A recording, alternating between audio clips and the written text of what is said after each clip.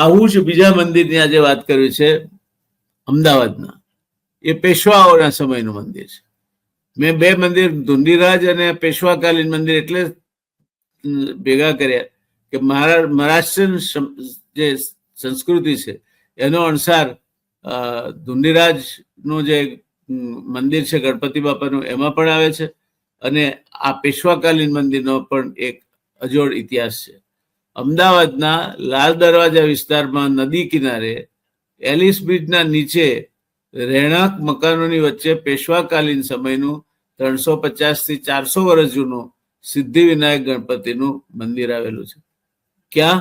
Alice bridge પુલનો આ બાજુનો છેડો, અને રહેણાંક વિસ્તારો છે એની વચ્ચે 300 થી 400 વર્ષ જૂનું ગણપતિ બાપાનું મંદિર પેશવાઓના સમયમાં બન્યું છે તે આવેલું છે. મહારાષ્ટ્રના સિદ્ધિટેકના સિદ્ધિવિનાયકનો છે તેવો જ મહિમા લાલ દરવાજા વિસ્તારના આ સિદ્ધિવિનાયકના દર્શનનો છે. મહારાષ્ટ્રમાં સિદ્ધિટેકના જે ગણપતિ બાપા છે એના દર્શનનો એક વિશિષ્ટ મહિમા છે. બરાબર એવો જ મહિમા આ મંદિરના સિદ્ધિવિનાયકના દર્શન કરવાનો છે.